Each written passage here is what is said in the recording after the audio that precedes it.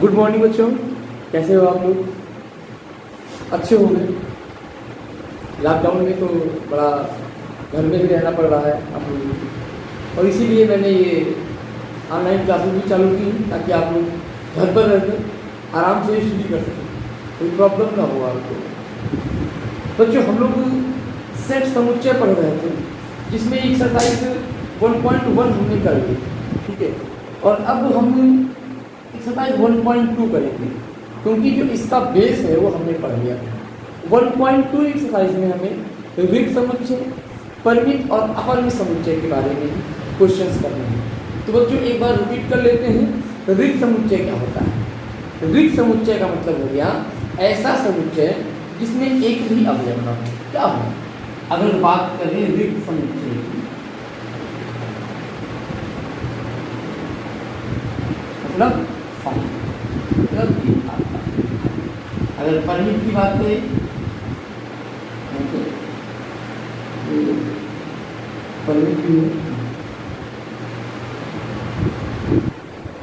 परिमित की बात करें, इसका मतलब हो गया 1 2 3 4 ये आपका सीमित। अगर यहाँ पे अपरिमित की बात करें,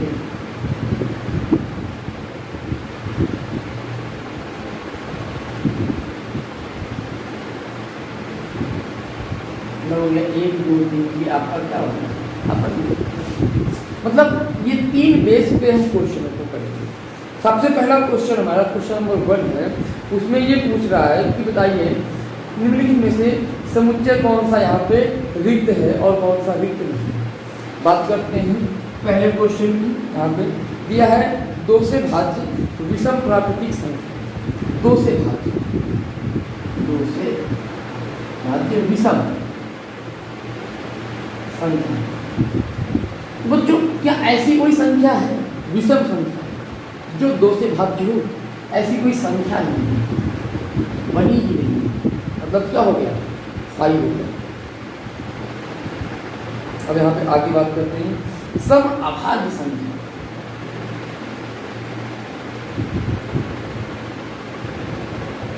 बच्चों संख्याओं के समुच्चय में क्या कोई सम अभाज्य संख्या है? सम अभाज्य संख्याओं का समुच्चय बोलते हैं। एक संख्या है जो सम अभाज्य है, कौन है? 2। यानी ये एकल हो गया, यानी कि ये रिक्त नहीं है। क्या है? ये रिक्त है, इसे रिक्त 5 बोलते हैं, और ये 5 नहीं है, मतलब ये रिक्त नहीं है। अब यहाँ पे अगले की बात करते हैं, x such that x एक प्राकृतिक संख्या है जहाँ पे x जो है आपका तो छोटा है 5 से, और x जो है वो बड़ा है। क्या ये पॉसिबल है? ऐसा कोई नंबर है प्राकृतिक का जो 5 से छोटा हो और 7 से बड़ा हो? भाई 5 से छोटा 7 से बड़ा कोई नंबर है ही कोई याद है? राम से छोटा श्याम से बड़ा, ठीक है, ऐसा कोई नंबर है ही नहीं। तो यहाँ पे क्या हो जाएगा भाई? फिल हो जाएगा। तो ये मतलब हो गया रेट। तो अगले की बात करते हैं। यहाँ पे अगला जो इसमें है वाई सच दैट वाई 2 समांतर रेखाओं का उभयनिष्ठ बिंदु। तो बच्चों जो 2 समांतर रेखाएं होती हैं आपकी, जैसे कि ये 2 समांतर रेखाएं हो गई, ये आपस में कभी भी प्रतिच्छेद नहीं करेंगी, चाहे आप इन दोनों रेखाओं के एक छोर को पकड़कर लंदन और अमेरिका चले जाओ, कभी भी ये एक दूसरे को प्रतिच्छेद नहीं करेंगे। तो उभयनिष्ठ बिंदु ही कहाँ से मिलेगा? जब उभयनिष्ठ बिंदु नहीं मिलेगा तो इनके उभयनिष्ठ बिंदुओं का समुच्चय क्या होगा? रिक्त होगा, 5 होगा। That's clear. क्वेश्चन नंबर 1 की बात समझ में आ गई। अब क्वेश्चन नंबर 2 की बात करते हैं। यहाँ पे क्वेश्चन नंबर 2 में बात कर रहा है परिमित और अपरिमित। तो देखेंगे यहाँ पे परिमित क्या होता है। पहली बात तो परिमित मतलब हो गया सीमित, ठीक है। अपरिमित मतलब हो गया बहुत ज़्यादा है, उसको मतलब हम कैलकुलेट नहीं कर सकते। जैसे कि वर्ष के महीनों का समुच्चय, अब एक वर्ष में 12 महीने होते हैं, हम उंगली में गिन सकते हैं। ये 12 उंगलियां हैं, मतलब ये 12 उंगलियों के खाने होते हैं। ये जनवरी, फरवरी, मार्च, अप्रैल, मई, जून, जुलाई, अगस्त, सितंबर, अक्टूबर, नवंबर, दिसंबर, 12 हो गए, समुच्चय बना सकते हैं। तो वो क्या हो गया, परिमित हो गया। वर्ष के महीनों का समुच्चय क्या हो गया, परिमित। अब उसके बाद बात कर रहा है 1 2 3 डाटा डाटा, भैया ये तो आपका अपरिमित है, क्या है, अपरिमित है। अब बात कर रहा है यहाँ पे 1 2 3 99 100, यहाँ पे इसकी देखो लिमिट दी हुई, इसकी औकात दी गई है। इसकी औकात ये है कि 1 से 100 है, मतलब क्या है, परिमित है। अब बात कर रहा है 100 से बड़े धन पूर्णांकों का समुच्चय। अब पूर्णांकों की बात कर रहा है, जो आपके पूर्णांक होते हैं वो -इनफाइनाइट से लेकर +इनफाइनाइट तक। धन पूर्णांकों की बात कर रहा है, मतलब 0 से लेकर, मान लिया 100 यहाँ पर है, भैया ये तो अनंत तक चला गया ना, अगर 100 यहाँ पे लिए हैं तो इसका तो कोई और छोर है ही नहीं, इनफाइनाइट कहाँ तक जाएंगे, अनंत छोर तक जाएंगे, पूरे भूमंडल और पूरे ब्रह्मांड की सैर कर लेंगे, इतनी गिनतियाँ हैं, ठीक है। तो यहाँ पे ये भी क्या हो गया आपका, अपरिमित हो गया। अगले क्वेश्चन की बात करें, 99 से छोटे अभाज्य पूर्णांकों का, ये भी आपका छोड़ वाला नहीं है, ठीक है, ये हो गया। अब यहाँ पे हम क्वेश्चन नंबर 3 की बात करते हैं। फिर वही है कि परिमित है कि परिमित नहीं, ठीक है। अब यहाँ पे थोड़ा इसमें ज्योमेट्री है, ज्योमेट्री का कॉन्सेप्ट है और कोई विशेष चीज नहीं है, इसको साफ करते हैं। बच्चों यहाँ पे जो ये एक्सरसाइज है वो आपकी वो एकदम इजी है, कुछ नहीं करना है यहाँ पे। फिर देखो हम पढ़ के बता दे रहे हैं आपको। अगला क्वेश्चन नंबर 3 है, x के समांतर, x अक्ष के समांतर, कोई ये x अक्ष होता है, ये x अक्ष है, इसके समांतर हम असंख्य रेखाएं खींच सकते हैं, तो ये क्या होगी, अपरिमित होगी।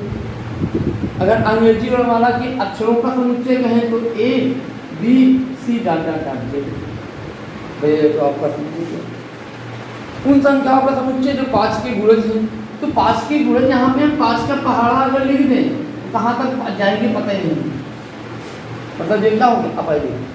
बच्चों स्पष्ट रूप से यहाँ पे ये हमें देखना है परिमित अपरिमित को क्लियर करते समय कि जहाँ पे शब्दों अवयवों की संख्या सीमित हो वहाँ परिमित है, जहाँ सीमित न हो वहाँ क्या है, अपरिमित। अब हम कुछ अलग क्वेश्चन पढ़ते हैं। यहाँ पे क्वेश्चन नंबर 4 की बात करते हैं। यहाँ पे समान समुच्चय भी पढ़ता हूँ, तो हमें देखना है प्रत्येक समुच्चय के लिए कि क्या दोनों बराबर हैं, साफ करते हैं। क्वेश्चन नंबर 4 में हम आपका लेते हैं पहला, ये a बराबर दिया गया है a b c d और b बराबर दिया गया है b c b a। बच्चों यहाँ पे कह रहा है a बराबर भी होगा क्योंकि a के समस्त अवयव b में a में भी है और b में भी है, b a में भी है और b में भी है, c a में भी है और b में भी है, b a में भी है और c में भी है।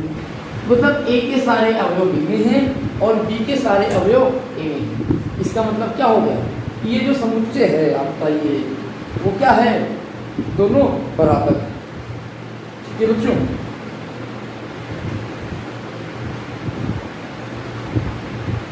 अब बात करते हैं अगले प्रश्न की। अगला कह रहा है यहाँ पे, फिर देख लो ये a बराबर 4 8 12 16 और b बराबर कह रहा है 8 4 16 18। बच्चों ये बराबर नहीं है, क्यों भाई, स्पष्ट क्लियर है कि ये 18 जो है वो इसमें नहीं है और 12 इसमें नहीं है। तो एक a का अवयव b में नहीं है और एक b का अवयव a में नहीं है। इसका मतलब जो ये समुच्चय है आपका वो क्या है, तो वो बराबर नहीं। अब अगले समुच्चय की बात करते हैं। यहाँ पे अगला हमारा क्या है, यहाँ पे अगला देख लीजिए। a बराबर दिया गया है आपका 2 4 6 8 10, 2 4 6 8 10 और b बराबर दिया गया है x सच दैट x एक समघन पूर्णांक, एक्स सच दैट एक्स एक पॉजिटिव इंटीजर है, एक्स क्या है, धन पूर्णांक है, सम धन पूर्णांक क्या है, सम धन पूर्णांक, और एक्स छोटा है और बराबर है 10 के। यहाँ पे क्या हो जाएगा, ये हो जाएगा 2 4 6 8। जीरो सम धन पूर्णांक तो होता है, लेकिन जीरो को हम न धन पूर्णांक में लेते हैं न ऋण पूर्णांक में लेते हैं, ये आप इसीलिए यहाँ पे जीरो होते नहीं। ठीक है, बताया होगा हमने आपको जीरो क्या होता है, पूर्णांक होता है। पूर्णांक तो होता है लेकिन ना वो धन होता है ना वो ऋण होता है, अगर देखें तो धन भी होता है और ना देखें तो ऋण। ठीक है, अब आगे हम बात करते हैं यहाँ पे अगले क्वेश्चन की, मतलब ये क्या है, बराबर है, ये बराबर बी है। अगले क्वेश्चन की बात करते हैं, यहाँ पे अगला क्वेश्चन लिखते हैं, ये बराबर है एक्स सच दैट एक्स संख्या 10 का गुणज है, संख्या क्या है 10 का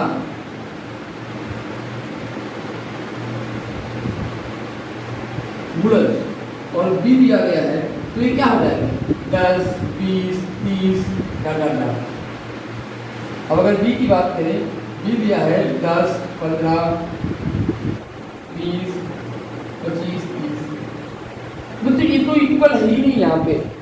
पहली बात तो अपरिमित है, चलो अपरिमित छोड़ो, यहाँ पे हम मान लेते हैं कि ये दोनों ही जा रहे हैं छोड़ते, लेकिन यहाँ पे 15 बिलोंग नहीं कर रहा ना, 10 का गुणज थोड़ी है 15, पहली बात तो यही समझ लो। तो यहाँ से ये क्या हो गया, ये आपका अपरिमित, मतलब ये आपका बराबर नहीं है, ए इज नॉट इक्वल टू।